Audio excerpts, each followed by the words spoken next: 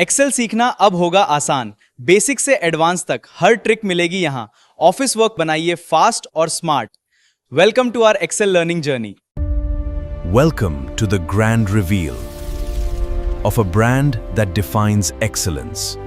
Vineet Kumar welcomes you. अब देखिए ये हमारे पास जैसे कि एक डेटा दिया गया है यहाँ पे।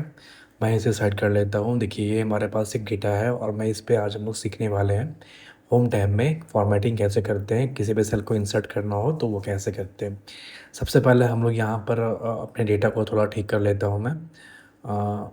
इसे मैं यहाँ पर ये कर ले रहा हूँ और अभी चलते हैं होम टैब में। देखेंगे इंसर्ट सेल। हमें यहाँ पे कोई भी सेल अगर इंसर्ट करना हो तो हम यहाँ पर मान लीजिए यहाँ क्लिक करते हैं। सेल इंसर्ट करना हो तो इंसर्ट सेल पे हम यहाँ पे क्लिक करके क्लिक कर सकते हैं। रो में इंसर्ट करना हो तो हमारा रो भी इंसर्ट यहीं से हो जाएगा। इंसर्ट सीट करेंगे तो हमारा न्यू सीट यहाँ पे ओपन हो जाएगा।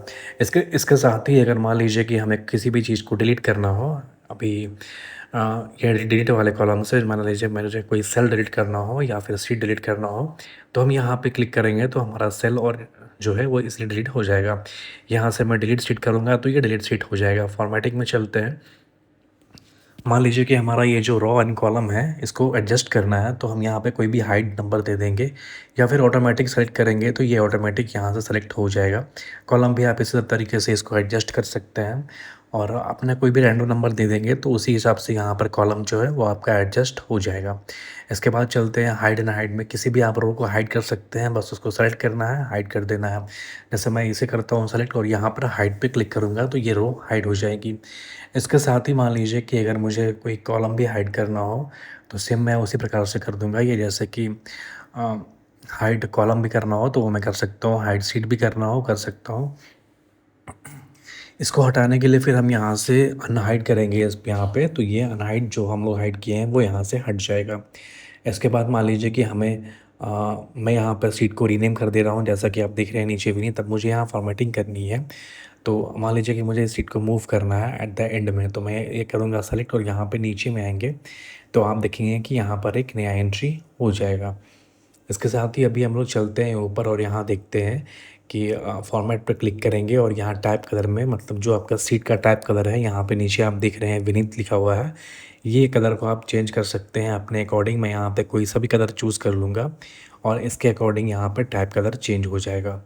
इसके बाद चलते हैं, मान लीजिए कि हमें यहाँ पर ये लॉक सेल करना है तो यहाँ पर हम कोई सा भी पासवर्ड बना लेंगे। यहाँ पर क्लिक करेंगे और इसको सेलेक्ट करेंगे। मान लीजिए कि मैं यहाँ पे कर लेता हूँ सेलेक्ट और फिर हम यहाँ पर कोई भी पासवर्ड देके इसे लॉक कर सकते हैं।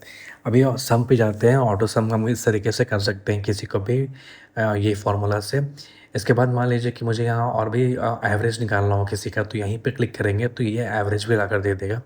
इसी तरह यहाँ पर काउंट भी ला कर दे देगा कि यहाँ पे कितने नंबर्स हैं, काउंट है। मिनिमम मैक्सिमम भी आप यहीं से काउंट करवा सकते हैं। और हाँ, मैं यहाँ पर मिनिमम और भी बहुत सारे फंक्शन हैं जो कि फार्मूला मैं जब बताऊँगा तो उसमें यूज़ किए जाएंगे। इसके बाद यहाँ से ओके करेंगे, इसको कट कर देंगे।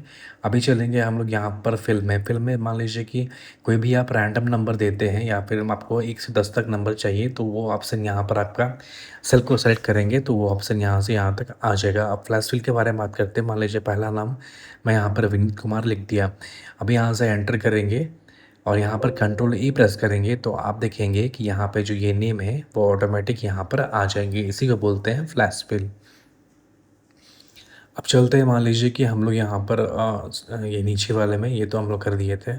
इसके बाद ये क्लियर वाले में मान लीजिए कि हमें किसी भी चीज़ को डिलीट करना हो तो यहाँ पर हम क्लिक करेंगे और यहाँ से क्लियर ऑल करेंगे तो ये डिलीट हो जाएगा। इसके बाद बस हमें फॉर्मेट डिलीट करना हो तो उसके लिए हम यहाँ पर क्लिक करेंगे और फॉर्मेट पे क्लिक करेंगे, फॉर्मेट यहाँ से डिलीट हो जाएगा।